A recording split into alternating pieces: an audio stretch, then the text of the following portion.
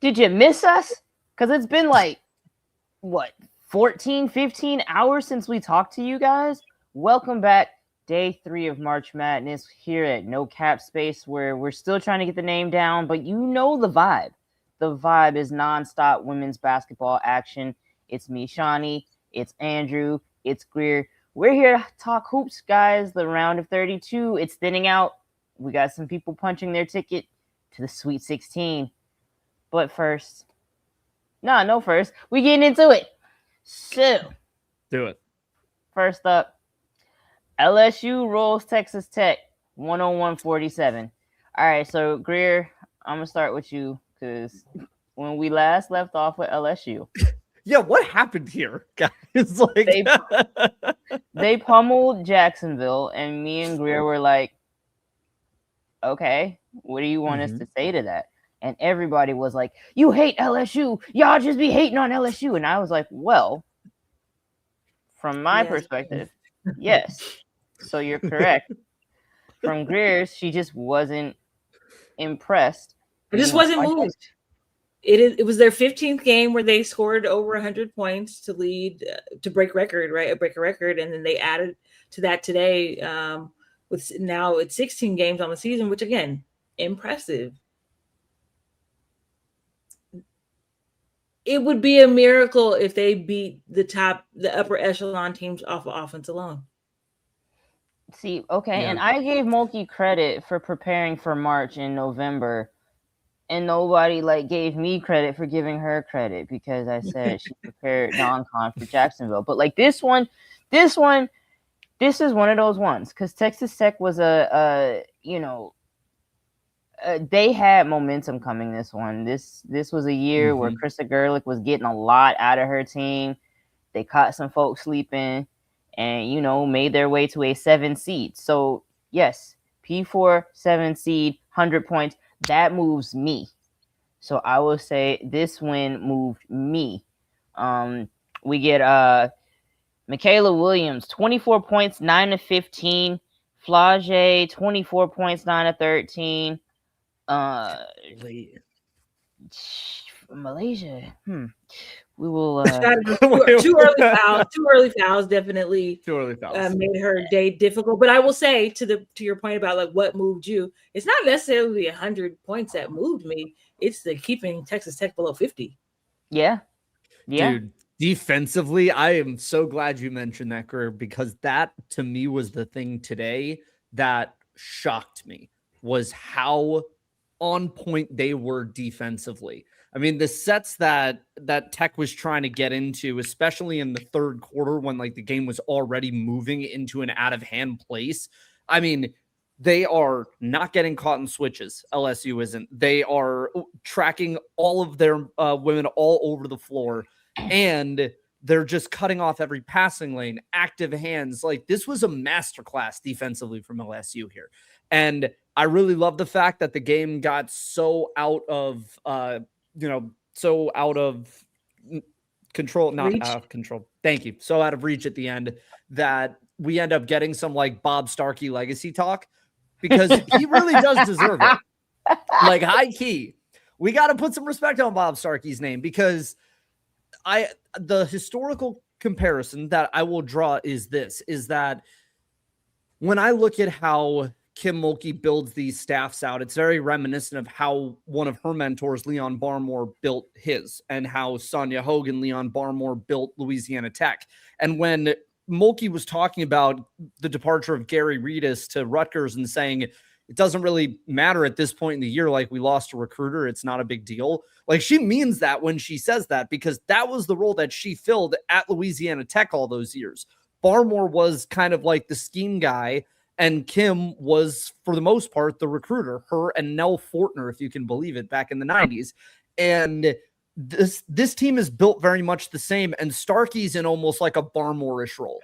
And that to me, when we've seen LSU play at their best, I feel like those are the games where you really see Kim and Starkey work together on the schematics there. And boy, they did it today against Texas Tech. I mean, they obliterated them. And they do this offensively in a manner that's Long Beach State, like the Joan Bonvicini Long Beach State teams of the mid 80s that were basically doing Paul Westhead's Loyola Marymount offense. They were basically doing that at the women's level at LBSU. They were the last team to be this potent offensively.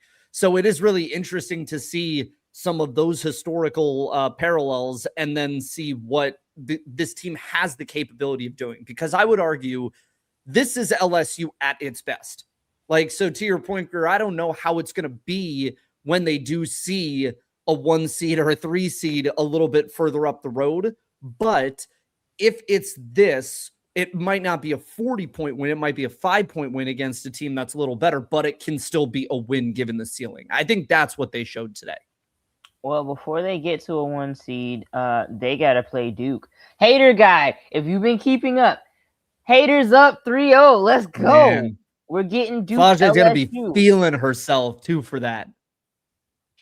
And can you blame her? Can you blame her? I don't know, man. Me and Tyler said it the other day. Like, I need Flage rage baiting Kara Lawson, bro. I need her to, I need Kara to get so geeked up that she starts emoting. Like we said, she's got to do the Ja Morant celebration. She's got to do something back. Like, push her to her limit. I need it. We will be there. We will be there. We will be there. Speaking of limits being pushed, whoo! Minnesota and Ole Miss pushed the limits of regulation. It came down to the last shot. And, sorry, Clemson, but yeah, this one counted. Battle puts up a baseline bucket at the buzzer. Well, no, they put like a couple, 0.8 of a second left. Still plenty of time. Ole Miss gets a clean, like surprisingly clean look off. Hits the front iron, and Minnesota's advancing. Most notably, Cody McMahon fouls out. Questionable fouls, but what are we thinking? Andrew. Tossing the grenade. But go ahead. I'm tossing the grenade. Okay, so hot potato. You know what? I'll take it. Yeah. Yep, I'll take it. That's fine. I'm back on. I'm press gang back onto the bird now, so she can find me if she wants to, I guess. But I think change your little caption. I know. Director hate mail to me. Yep. You can yell at me now. Did the refs have their hands in this game? Yes. I think it's fair to say, like, they called it tight. Does Coach Yo have a bone to pick with the idea that the previous coach laid that seed in the first round of games? Yeah, I genuinely think that.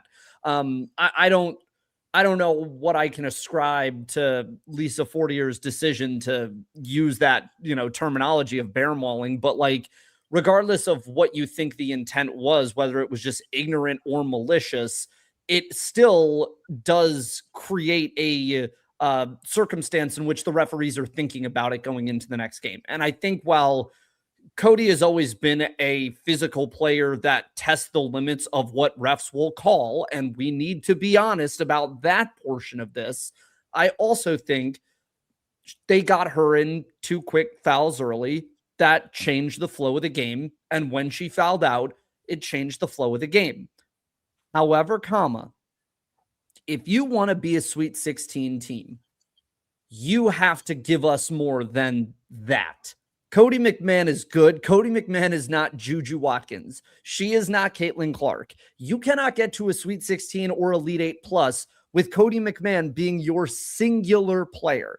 And if she is your singular player, she can't foul out, So like, I think as much as I agree and understand the argument that reffing got in the way of this, especially late, I also think that this is one of those situations where the great ones find a way to overcome. If you're the team that knows how to do it, you should be able to do it. It's not as though there isn't talent on this team.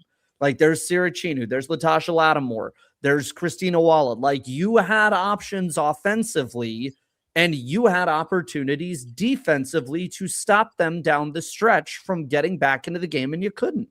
And I know Cody means a lot, but it can't be just that one person.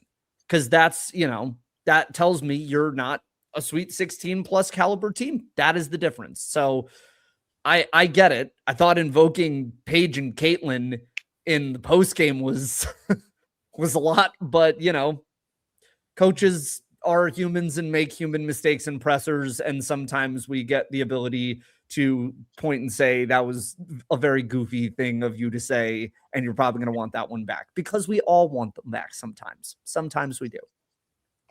I don't know. Is she step black, or is she like what is she today? I knew you were gonna find the Paige angle in this. Tossing it to Greer. Yeah, look, Minnesota won this game. Like, the reality is Ole Miss got into the bonus, or they allowed Minnesota to get into the bonus with like 7 minutes to go in the fourth quarter. Yeah. Like, that's part of it too, right? Minnesota was able to stop the clock, score while the clock was not moving, and also find their experienced players to get them buckets down the stretch, right? Whether it's a Sophie Hart on the low block, a Maya Battle, like you said, on the baseline, Jay, to win the game, right? Like, they got the ball into the hands of people they knew were capable of making plays down the stretch. And they exploited, Ole Miss's overzealous defense. Yeah. And Ole Miss, to me too, is one of those programs that, yeah, you have to be a little careful with how you connote physical play. But like, let's be honest about how Ole Miss plays. Like, their style is that of being a lockdown defensive unit that makes you work for every bucket. And part of that strategy involves gaming it a little bit to see what you can get away with on the defensive end. The same way a team that hangs their hat on offense also has a strategy of gaming the refs for their own ends. Shai Gilgeous-Alexander literally walks this earth to give you an example of what that means. Like, it is okay, I think, to say they play a style that is very physical. And if you're an offensive-minded coach, you might just hate that, the same way a defensive coach might hate an offensive heavy system, right? But it sucks that it goes into kind of the second order of effects when now it's a conversation in this game, right? And a discussion about, was it right for her to get fouled out, or did they tighten up their whistle with her specifically off that? The question I had for you guys, because the last day or so I've been going kind of back and forth on this. You know that I have hated the home site first 2-round thing for a long time and have wanted us to get to a place where we can get away from that. Minnesota today is really challenging my priors on this. Like, that was an awesome environment, and it meant a lot to Minnesota to do that. And it felt like one of those games where the atmosphere was so good, it feels like college lore, right? Like those signature wins for a program's lore. I feel like we watched one of those in real time happen in Minneapolis. So are you guys like home site? Where do y'all I've always stand been on I think the game needs it. I just don't think we're at a point where we can just neutral site it to the finish. Wait, why neutral sites though? Like, what's your... My argument is twofold. I think it makes it harder for lower seeds, especially double digits in the first round and then 5s and 6s in the second, to be able to upset a higher seed, because it's a pure road matchup versus a pure neutral site matchup. And I'm on like two ends of this, because I feel like it makes the regular season worth playing, and it maintains the stakes of the regular season that you get this advantage. But I think part of the interesting thing about the tournament is putting it on a neutral site and letting teams just battle it out. And I feel like the game is at a point in its popularity where novelty can help you bring people into the building. You know, I'm not saying you're going to sell out 18,000 at a neutral site, but I'm saying you could put reasonably, I think you get 7,000 or 8,000. 16 out of 68 is just not it's not. I just think like those 16 teams, like they earn it during the regular season. Their fans earn it. Their seniors earn it, right? Like the atmosphere that you're talking about in Minneapolis today does not happen if Mara Braun and Maya Battle are not on that court, right? A part of that program from that state and all the things. Flage, right? And signing off from the PMAC today. Like, to me, those are so far in the first 3 days of the tournament, like those are both like top 5 like memories so far created in the tournament today. And it's like I feel like there will be catastrophic repercussions to scheduling, because it's like, if I don't even get home court now, like what is the point? What am I doing? So now everybody is going to try and go into this like 30-0. So we're all like, everybody's gonna be beating up on Valparaiso. What are they? Yeah, like 0-32. They're gonna be on everybody's schedule.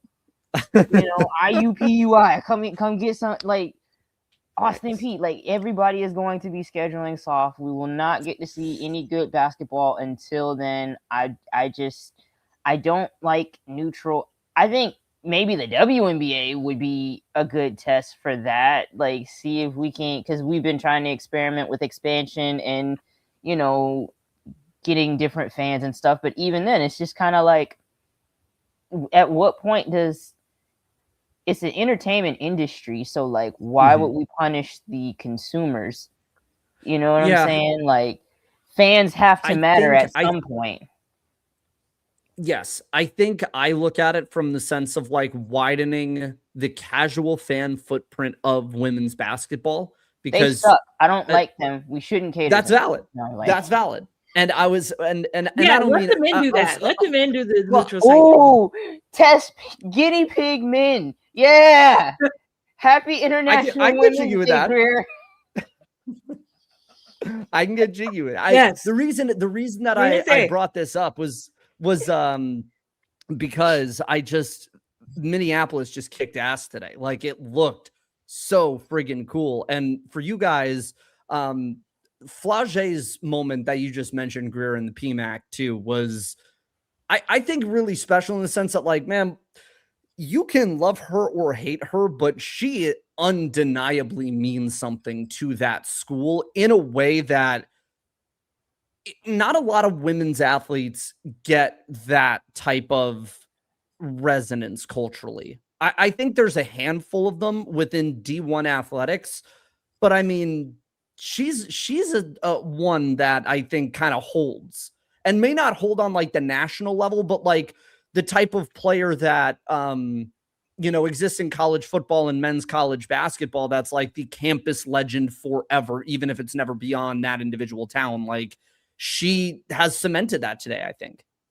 Yeah, I didn't even realize, and I know they're going to get me in the comments, but like 68-3 over her career in the PMAC. Yeah. Right. I didn't realize that until she walked off the court this afternoon. And yeah, like, if you're a season ticket holder or have become a season ticket holder in the time that Flage has been the LSU Tiger, it has been the ride of a lifetime, for real, in the last 4 years. You know, you have had one hell of an experience. So, yeah, I think nobody embodies LSU women's basketball in its current form more than Flage Johnson. Yeah. She's just relentlessly cheerful.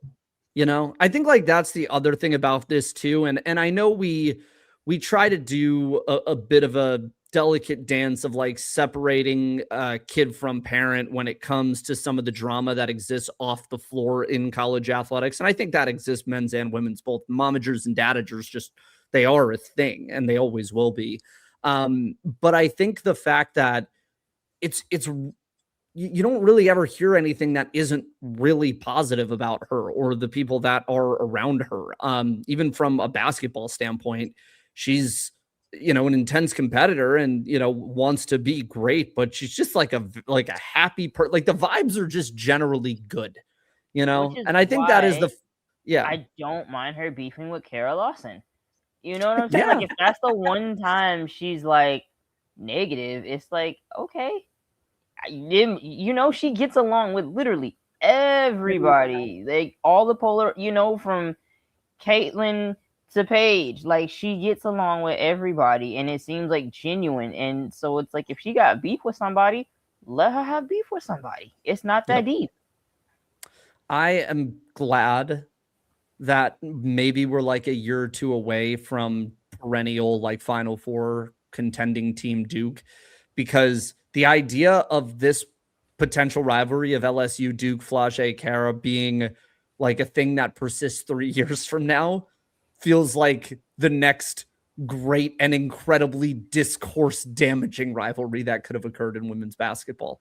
And I feel like we just missed a year of that. And I'm very glad. But dude, Duke, I know LSU is going to be, a run and gun, like they're going to score the ball, but dude, we have to talk about Duke, because this is not the team of last year that was just an ugly offensive watch and just locked down defensively. Like, they're a far cry from November. I think they could beat LSU. I genuinely do. Okay, so backing up for a second, Duke beat Baylor 69-46. Nikki Collins, should she be in the unemployment line? Like, are we there yet? How hot is her seat? I don't even know what they got in the pipeline, like, to turn this around at this point. You know what I'm saying? Like, obviously they're, based in North Texas, or there's a lot of money. I'm sure they have a very, wealthy alumni base. I don't know how much they're doing in the NIL space. Doesn't feel like a ton. So just to remain competitive, it feels like it's going to be really hard. And then I just don't know what Nikki Collins and the people powers that I don't know what they're selling at Baylor women's basketball right now. With Texas on the rise, hell, Texas Tech, even, right? You saw how competitive they were for somebody like Aaliyah Chavez, right? Another in-state kid. I don't know what you're selling a 16, 17, 18-year-old young woman right now on why she should be taking a chance on a program in Waco. So I was about to remind everybody that super chats get you on screen, and here comes KG. That's the Summer Jam screen, bro. The same seat she fell off of, bruh. That's crazy. Thank you for the super chat. I'll tell you this. Baylor. I'll let this one simmer for a second. They should be glad that they won last night, because that happening, her falling off the dais chair after a loss in the first round, would have been wicked. Or even like a loss this round, like that still would have been incredible meme potential. Yep. Let me say this. I am curious about what the institutional want to at Baylor is, like, just in general with athletics now, because it feels like there isn't as much flowing through there the way it was maybe a handful of years ago, and maybe it's delayed, right? Like, price of oil's back up, maybe A&M and Baylor are ready to go out and do something, right? But I think that until you decide whether or not you want to be serious players in the space financially, there's only so much you can do. I think Nikki is a good coach. I don't know if she's a great coach. And maybe this is just where it'll be for Baylor, right? I mean, in fairness to what the program historically is, Kim Mulkey was kind of the outlier, like that occurred because Louisiana Tech did not hire Kim Mulkey to be the head coach at Louisiana Tech. That's why she was at Baylor. And so I don't know if this is Baylor as a program, or if this is like the post-Pat Summit wilderness that Tennessee finds itself in right now. This is just the first step, and Nikki Collins, the Holly Warlick of the scenario. I'm curious though, because you're seeing plateau and now slow decline. So, like, is this going to be an issue of Colin not having the juice, or is this going to be an issue of Baylor being found out as a program that does not invest the way people thought, and it was more Kim Mulkey holding the thing together by being Kim Mulkey? That to me is, I think, the question that we're going to find out next year. I wouldn't get rid of her now, but I would say one more year is where Okay, so speaking of notable coaches on the wrong side of an L today, North Carolina beat Maryland 74-66. We get the clip of Brenda Freeze coaching hard, Didn't matter. They lost. So we get Duke, UNC moving on. 2 Sweet 16 teams now.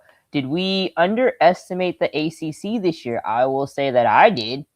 I will say that I didn't think we'd have this many in this late. And yes, it is only the Sweet 16, but like, I'll be the first to say, like, yeah, that foul's on me.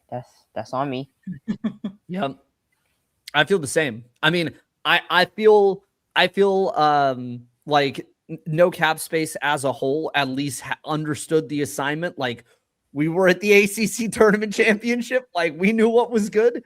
But to give you an idea of how little it feels like people cared about this conference this year, it was me and Megan Hall from USA Today, one of the reporters for her Hoop Stats, and that was it as far as national media for the ACC tournament championship. You know, it's crazy. And some of that speaks to, you know, what media's constraints are. But I think at the same time, people really just sort of ignored them this year. And, you know, they ignored them and did so at their own peril, because everything Jeff Walz was complaining about after that final, he turned out to be pretty on the money with. Like, Tatum Mara has been excellent for Duke. Kamora Johnson helped get Virginia through a couple rounds here. North Carolina has like dog in them, like real deal down the stretch dog that I did not realize they had this year as a team. Alina Arnasalo had a great game. Lainey Grant is just like a killer here out of nowhere. I mean, she's played well this year, but like, to flip this gear, I think is really impressive in the way that they have. So yeah, dude, the ACC, I buy stock late, I guess. Don't make the same mistake again. If you're us, I don't know, but I think it was like, there weren't a lot of narratives. There weren't a lot of storylines coming from the ACC. Kate Harpring is going to change all that next year. True. But, you know, so I guess we have to get to a place where I guess we can blame the media and the casual fan. Or I don't know. It's just a sticky situation, because it's like Hannah Hidalgo, Duke stunk.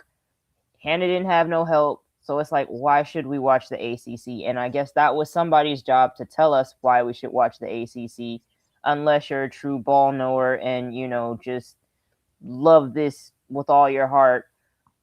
And so you was watching it anyway. But go ahead. I was going to say, to that point, Shawnee, the hard thing is when you are not good in non-con, it's really hard. And like, all of you have a bad non-con. It's really hard to assess how good y'all are when we get into the actual conference season. And I think that was the really hard thing with them this year. Everybody was down it. Everybody lost games. And you so know it started with like, NC State. I was getting ready to say, because who also lost today, right? Yeah. To Michigan. It started with NC State, right? Because they have been the team really that's been representative of the ACC on the national level over the last few years, handful of years, right? With Westmore and just the assortment of guard play that he's had over these last couple of years. And so when they started out as like, I think they might have been sixth to start the season and fell out of the top 25 within the first month. Yep. It had a cascading effect on the rest of the conference. And also those teams were losing too.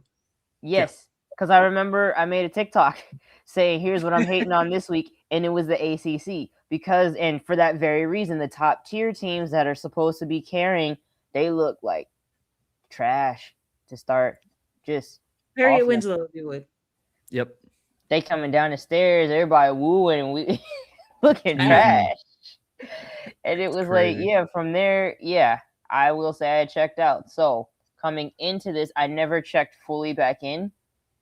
And so when I see teams like, it's 4, 5, 6 teams from the ACC in the tournament, I'm like, okay.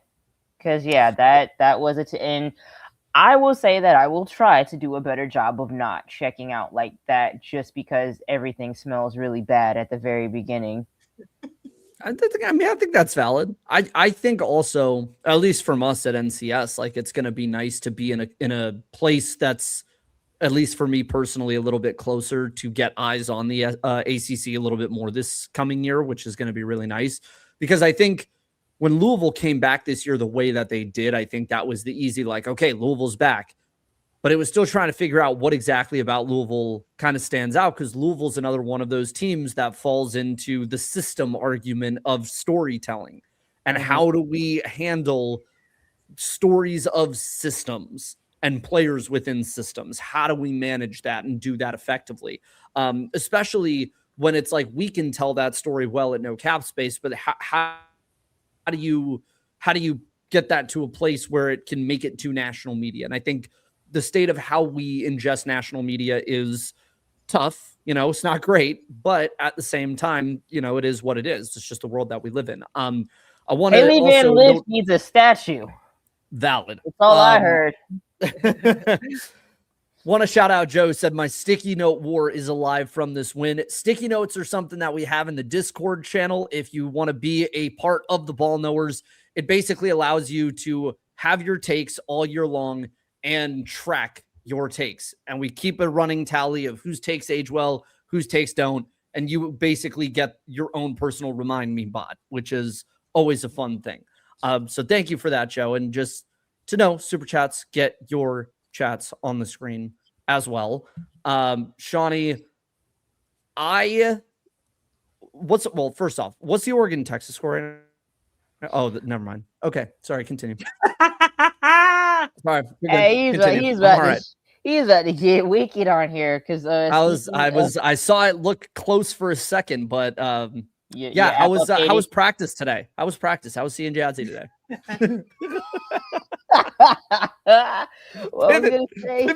Pivot. Speaking of UNC, or not, excuse me, NC State got dog walked by Michigan. So, we talk about underestimating the ACC, then we talk about NC State getting the brakes beat off of them. So, duality inside you. There are two ACC teams. Yeah, Michigan, man. Let's talk Michigan. Silas Schwartz, 26, 9 of 18, 4 of 10 from 3. Hey, she might be her. Olivia Olson, 27 points, 9 of 19, 3 of 5. Man, what y'all thinking? I feel like, okay. All two Michigan fans in the chat yesterday were also pissed about my assessment of them the other day. And I will say, like, today's win impressed me a ton, because Olivia Olson had 2 early fouls.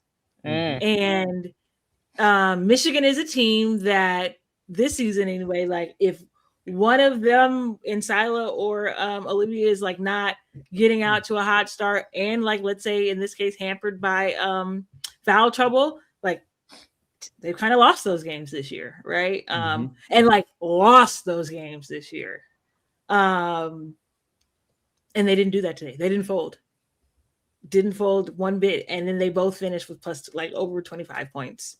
So like, this is a team that kind of North Carolina too has grown up in front of our eyes all season long. Has been like challenged on the biggest of stages, and right now they're answering the bell. And I think that they also, as the season has gone along, have found like other players to just step up, right? Buns. Who? Del Fosse. Yeah. Del Fosse has had like an incredible progression to her season for them. When we saw Michigan earlier this year, she wasn't playing a ton for them. Yep. But she's a key cog for them off the bench. Brooke Quarles-Daniels as well, right? They and Kim Barnes-Arico has just found a way to like integrate all of these pieces and like make it so that, yeah, obviously Sila and Olivia are the stars, no question. But like carving you as other players on this roster, you have an opportunity to carve out a real niche that is incredibly contributive to wins. They did this with Mila Holloway shooting 1 of 8 from 3 today. that to me is like the scariest thing of all. Her and Del Fosse combined for 2 of 13 from 3. So this isn't put my even assist on the Summer Jam screen. That's why. Yeah, like this is why like you even when you get big Swords and Olsen games, you still know there's a little bit of ceiling left to scratch there with this Michigan team.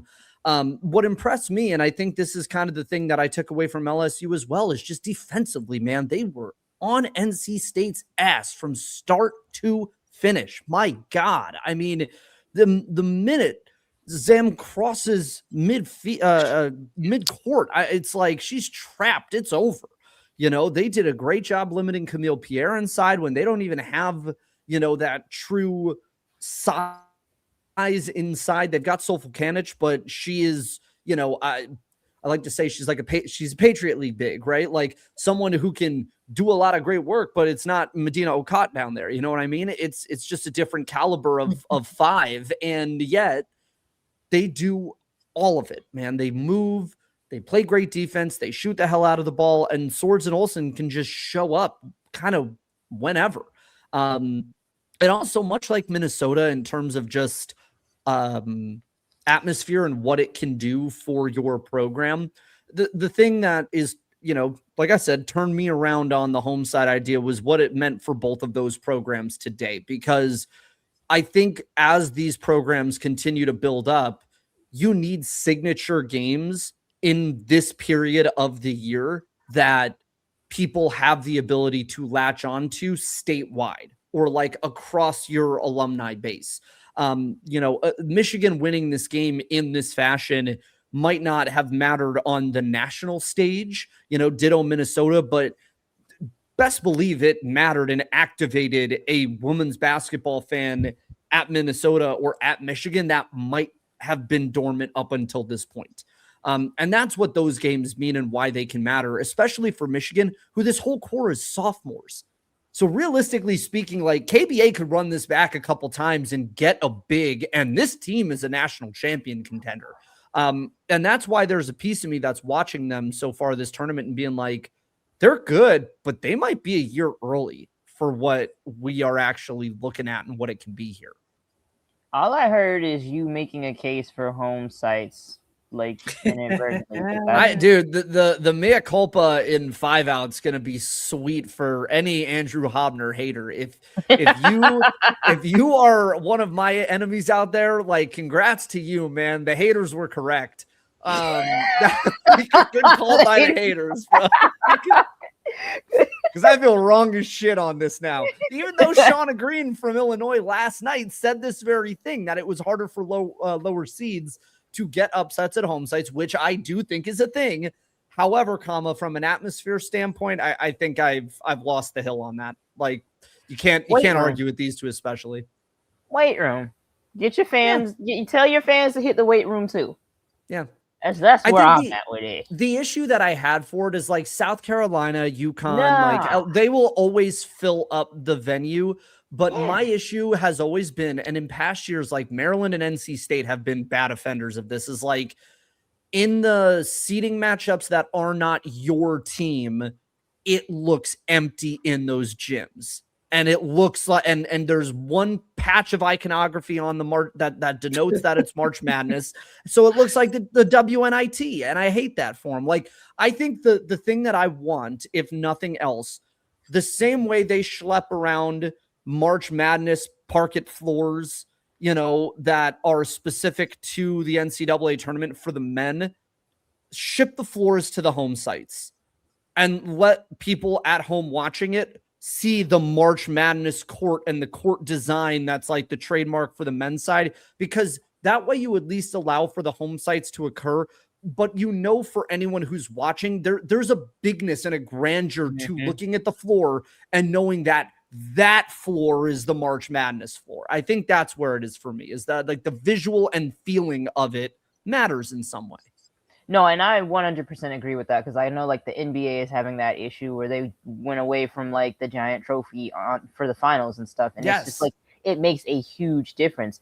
To your point though, I mean, to argue your point though, like it doesn't matter what the site was, South Carolina would still fill up the gym. So yeah, sorry guys, there's no getting away from us. Don's worldwide, baby. Cock's always up. Cock's always around.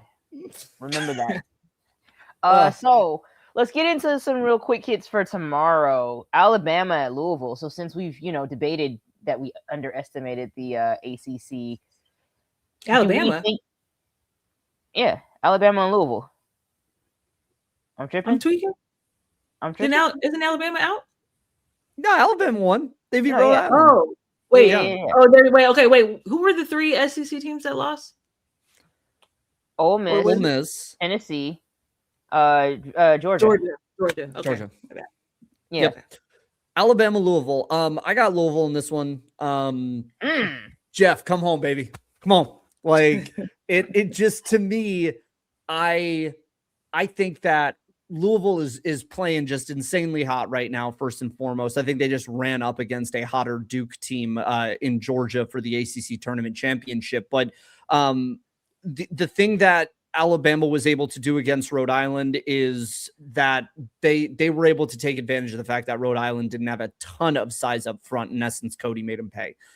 You're not going to be able to do that against McKinley Randolph. And honestly, if there is a person who I think is going to be an almost a Leah Boston-ish player, not in stature, but in the way that her game is going to be criminally underrated and underreported, I think McKinley Randolph is going to be that person for Louisville. Like she is so Zebo coded, right? Like, her dad taught her to hoop because she is just like, she's grit and grind, like total epitome grit and grind player. And I absolutely love it. So if you're someone that likes that kind of player, like that workhorse player, I think it's going to be her that's going to really shine for them tomorrow. And Louisville, baby. I think they got it. I think they might mess around and do something even more than this. I will say that. All right, man. Aaliyah Boston got daughter, so I'm good. Hey, Nick. having Zebo in your corner doesn't make for a bad family, though. You know what I mean? Yeah, I was just thinking Baby Snacks Jr. Oh, that's adorable. Baby Snacks Jr. Virginia versus Iowa. We're still in Carver. We're still sweating.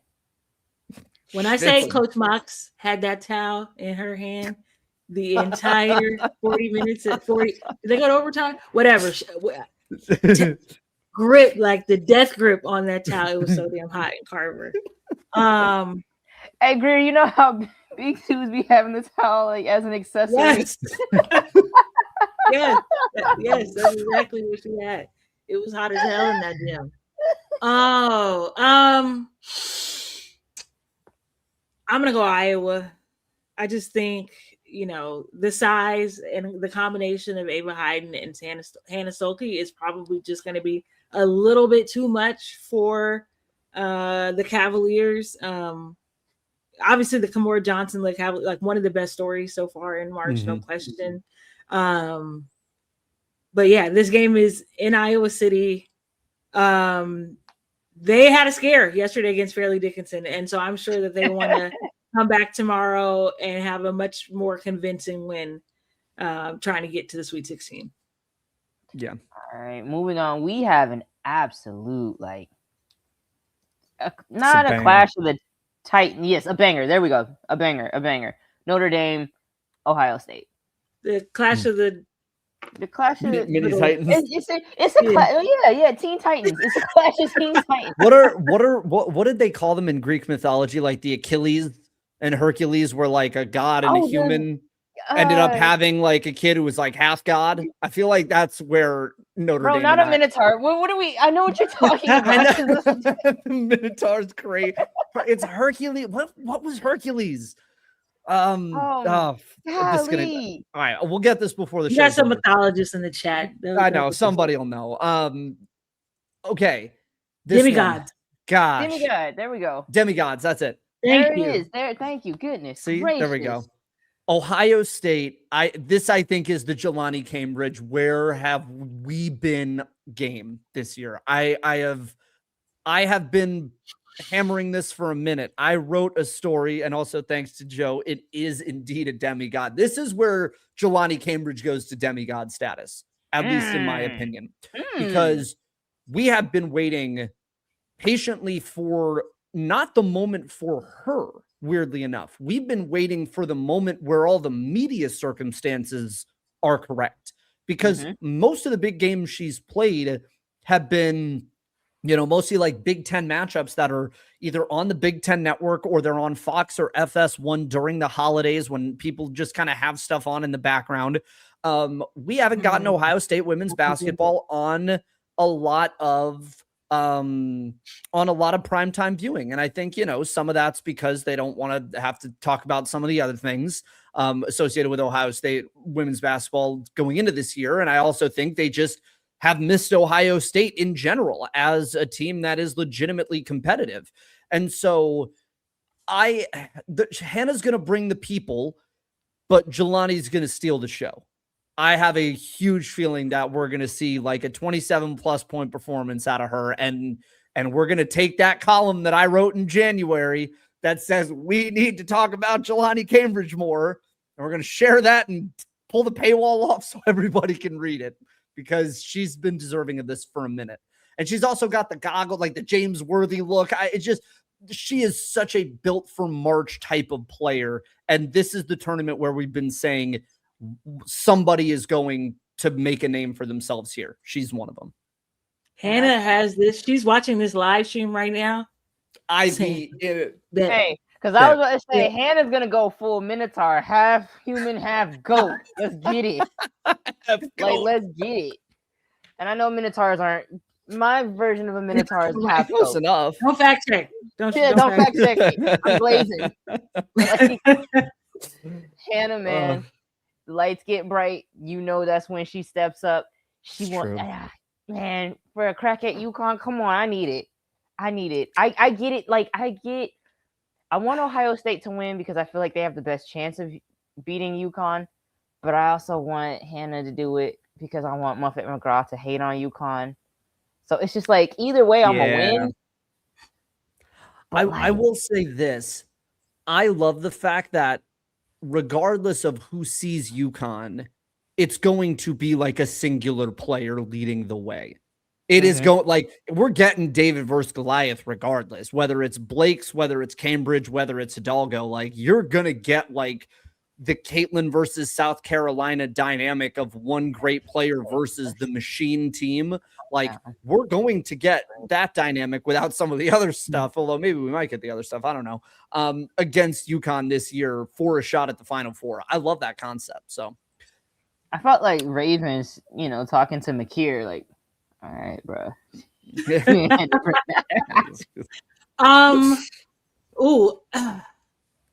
First of all, I don't even really care who wins as much as I just want them to be guarding each other, period. That's what I want. Ooh. Give the people what they want, and that's what we want. We want to see them guarding each other on both ends, period. Hannah, like, against Fairfield, she was just doing this thing. It's like, oh, you have the ball, I'm taking it. Bro, because there was that one play, and it was like she's not even looking at the ball. Like, she just turned around and decided she wanted it. It was gone. It was out. So obviously, Jelani is a much better ball handler, knows how to apply a lot of pressure on her own. But like, that is what I'm dying to see. Like, I want to see them picking up 3/4 court, full court on each other. I just want to see it. I want to see it. We need it. Moving on, we have the Coal Miners Bowl. Kentucky versus West Virginia. This one could get interesting for real. Actually, this is like a ball. This is a ball nowhere special right here. Like, West Virginia plays a fun style of basketball, and it's a great styles make fights game because it's West Virginia and basically 94 feet of hell, full court press, like press you into the second row, and then a Kentucky team who moves. That's their calling card. They move. They move on offense. They love existing on cuts and backdoor screens and secondary screens. Like, they are fun as hell to watch. There is a size component that Kentucky has with Clara Strack, but there's a physicality that West Virginia has with Mimi Wheeler and a couple others down there in the post. So this is going to be a blast. Tony Morgan on one end, Jordan Harrison on the other. I really, to me, I think this is going to be one of the funnest tournament games I think we're going to have. I'm really willing to put my like hand down on that one for sure. I want a Mark Kellogg quote to really like stamp it, because remember when he was like, "We're gonna stop Caitlin Clark." It was like, okay, if they win, his thing is what we're gonna go stop Dawn Staley, right? Like that would effectively be it. And I need him to do it in that like very deadpan, unenthusiastic voice that he did it last time. I know. Like, I don't believe you, but also it'd be Vic, but like I feel like Mark doesn't fear Vic either, you know. Like, we're gonna stop Madison Booker. Been done before. Okay. Shots to KGB. Tioni will always be a key. Technically correct, the best kind of correct. Tioni Key is indeed Tioni Key, but that was a good one. She is the player there too, I think, because when you combine Strack and Key's size, 6'5", 6'4" underneath, that's how Kentucky's going to win this game. Can Kentucky win ugly? I think is really the question there, and if they have the ability to do it, because West Virginia is going to want to slow them down. Like this is West Virginia versus Iowa teach tape, man. Like they slowed that game down as much as they could. I think they'll do the same here. Okay, and then, you know, Greer, since you said y'all's bracket was the hardest, you now have Syracuse. Let's talk to me about that and how that's going to be difficult for you guys. Look, Syracuse has a really good young post in Ijose, right, who had a really good first round game versus Audie Crooks. Audie scored 37, and it did not matter. Syracuse won that game very convincingly versus the Cyclones. Lots of familiarity between these two programs, and Felicia Legette Black and Gino Oriema, like tons. He recruited her when she was coming up out of high school, so they've known each other probably upwards of like 30-something years. So did he take shots at her on Twitter? No, he didn't, because he actually likes her. He likes her. So yeah, no, look, it's very clear who's in that circle and who's not. The group chat, Chino group chat. It's a party line. Group chat is much too millennial speak for him. And but, the Luigi three-way call is conference call. Yeah. But yeah, no, I mean, UConn's going to want to get off to a better start than they did against UTSA, right? AZ picked up 3 quick fouls. Yeah, I just think that it's like a lot of historic UConn teams, it's going to be more about what do they do? How do they respond versus like what another team is able to do. Speaking of another demigod, we got Illinois versus Vanderbilt. I think that one's going to be closer than people think, because Illinois has a couple of players that have the ability to score in bunches. Like Barry Wallace quietly is one of the best players in the Big Ten that we really haven't talked a lot about this year. And she occupies a position, mind you, that isn't really in existence on that Vanderbilt team. Like they're going to put Sasha Washington probably on Wallace, but like Wallace can run around the floor like all game long. And then on the other side, you're going to have some experienced guards at Illinois that are going to be putting a lot of pressure on Aubrey Galvin too. Blake's is going to get hers, obviously, but I think Vanderbilt wins. It will just look a little bit closer than we think. I'm a big fan of Shauna Green in this Illinois program. Get hers from where? From the field or from the line? Both of them. Both of them, but she is not a merchant, bro. I'm just saying, like, forever. No, because I love Michaela Blakes. That's why I gave her the demigod intro segue. But I'm just like, when you say obviously she's gonna get hers, like, is she gonna get hers because she's on and she's just absolutely cooking, or is she gonna get hers because like she had to like grind it out and get to the line? Because I feel like yesterday's game. Let's just keep it a buck. That's her first win as Vanderbilt Commodore in the NCAA tournament. Same for Shea Rao. So like, they are trying to kind of prove, right, that they are the most disrespected 2 seed, right, in the field. So they need this win versus Illinois. They need to keep winning out. They do, because I do feel like this is the time you guys are not like this little like, oh, look at this hidden gem. Like, you're Vanderbilt now. Like, you're an SEC team. We know you mean more, so you got to show you mean more. And I think, like, what better way than to have like an insane performance in game 2 of, you know, your, like you said, your second possible win in NCAA tournament in your career. So this is a legacy game. I'm gonna call it. It's an early legacy game. I agree. So let's see how she gets down. We got Oklahoma State, UCLA. Yeah. UCLA's gonna blow them out. Yeah, I had boots yesterday for UCLA versus Cal Baptist, which was actually a super fun game. But the reality is Oklahoma State, like, their biggest player that they're playing in the rotation is 6'1". Yeah. UCLA is going to overwhelm them with size. Warren and Sienna Betts both had double doubles yesterday. Probably throw Dulich in there too tomorrow. It's just going to be way too much for the Pokes to handle, I think. But they also waxed Princeton yesterday. They waxed Princeton, bro. I was stunned. Yeah. And Achola Coat, AKOT, did her thing, but it feels like a one and done kind of thing because UCLA is just they're too big everywhere on the floor. Natasha Mack not walking through that door. Not in this iteration. Dude, UCLA, I mean, I think I don't know if this is going to be, I said it the other night, like there's like an Indiana football-ish quality to them where it's like, we're not going to believe it until the buzzer hits and they win. And we're like, yeah, but like, are we sure that they just won? Like I feel like there's going to be some dissonance when it comes to this UCLA team when there shouldn't be. But if there was a game like the Indiana-Alabama Rose Bowl, that was like everyone in national media kind of woke up and went, whoa, shit, I guess they are really good. This feels like that game for UCLA. This feels like they might run Oklahoma State out the gym in the way LSU did to Tech.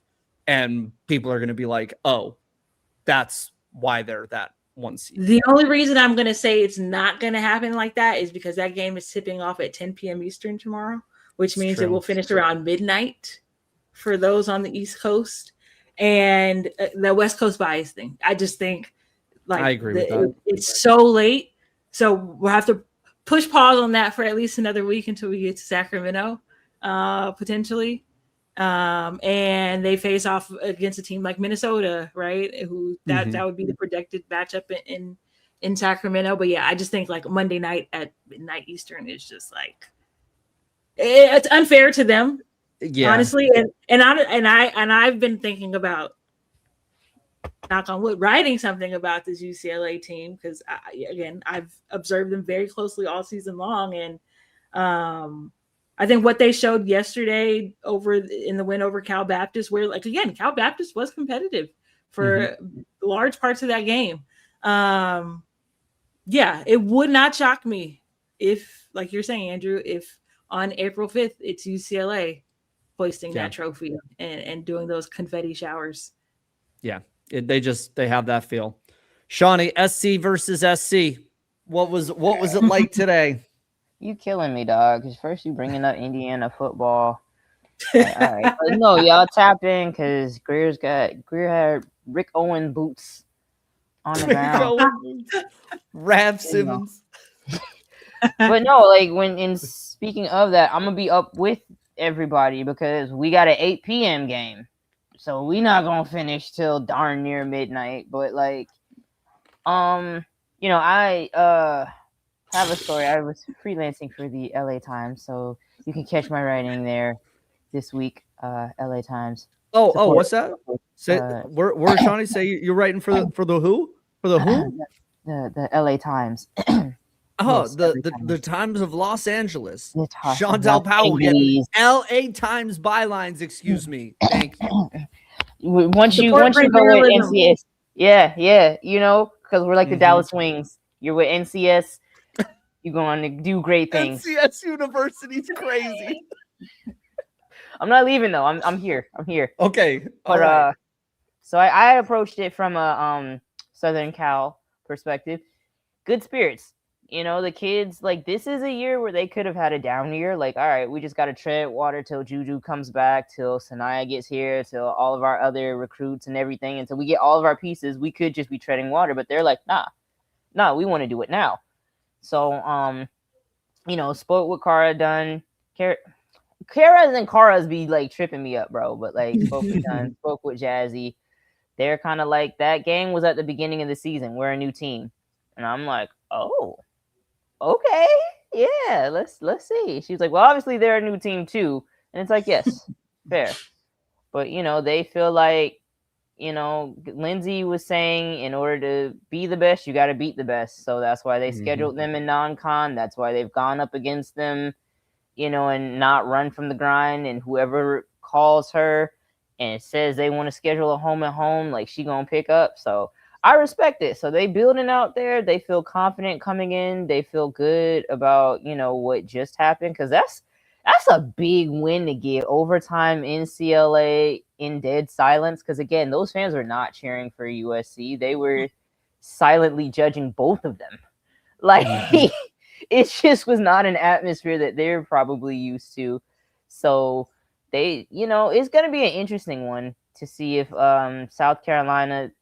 We had a little rust in the first quarter. I'm not going to act like we didn't, because we only had like 25 points, 20-something points in the first quarter. And, you know, knocked it off. Obviously, go on to get the big win. Coming into this one, we got, like I said, we got to go back to the bigs. Got to get them going early, because that's really where the advantage is. They're going to try and stop Jazzy, obviously. You know, she had a tall order. She was just a girl. You're Who's getting the assignment first? You think? Who think he's getting the first look at her? I could see Raven, because it's like, who else is Raven gonna guard? Yeah. You know what I'm saying? And then, you know, that leaves like London Joe. No, I'm just she didn't start last game. Wicked straight. Oh yeah, she didn't start, so that might not even be possible. But yeah, I feel like you're gonna have to.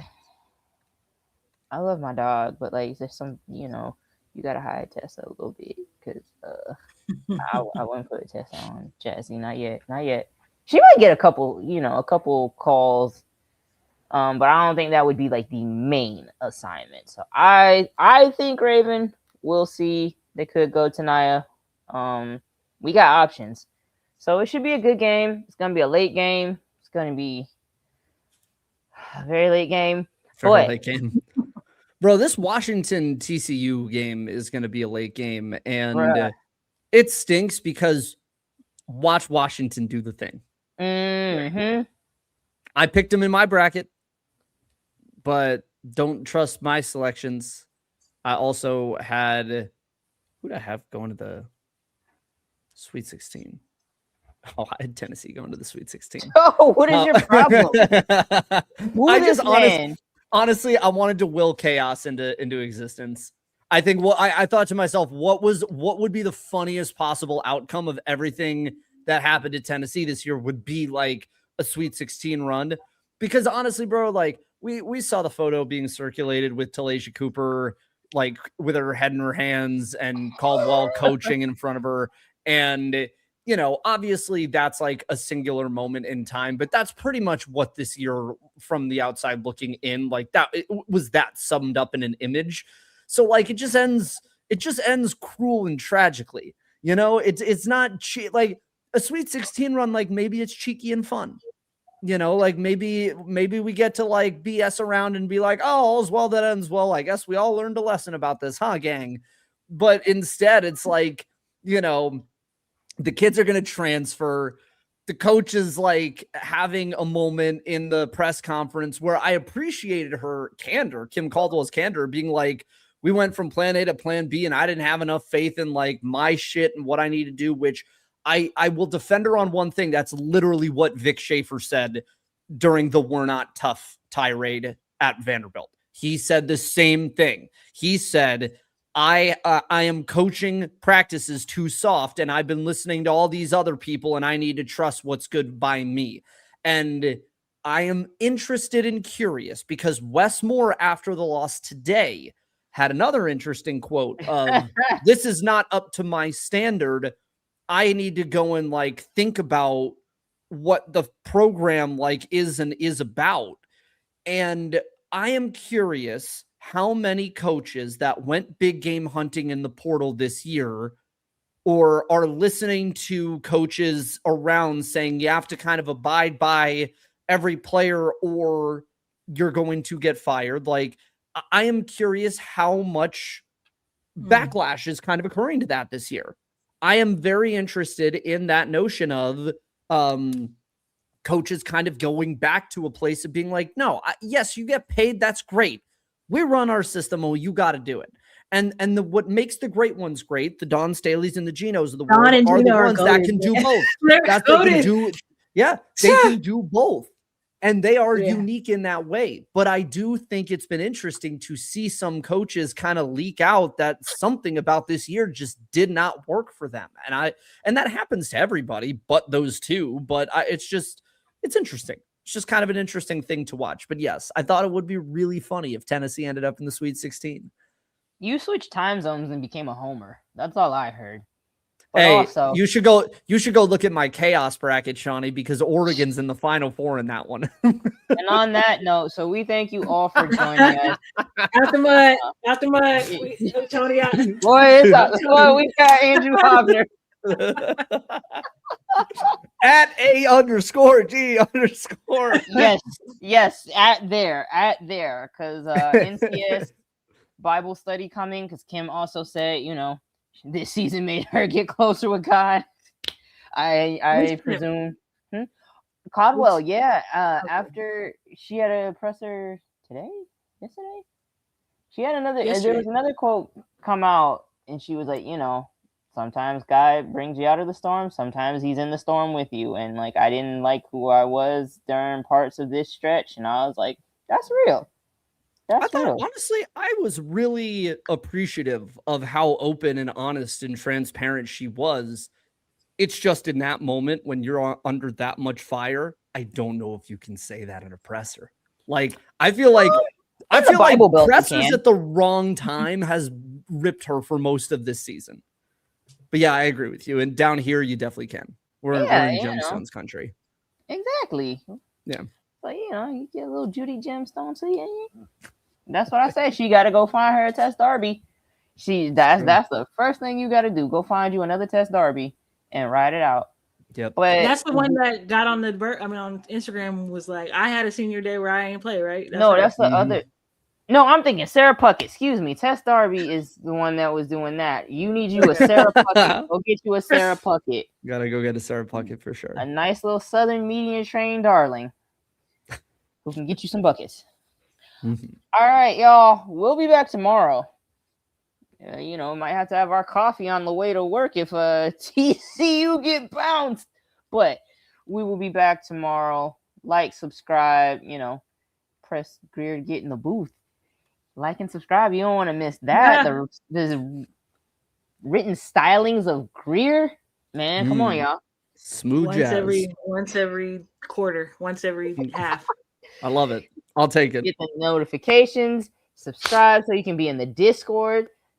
Do all the things so you can do all the things. And we'll catch you guys tomorrow.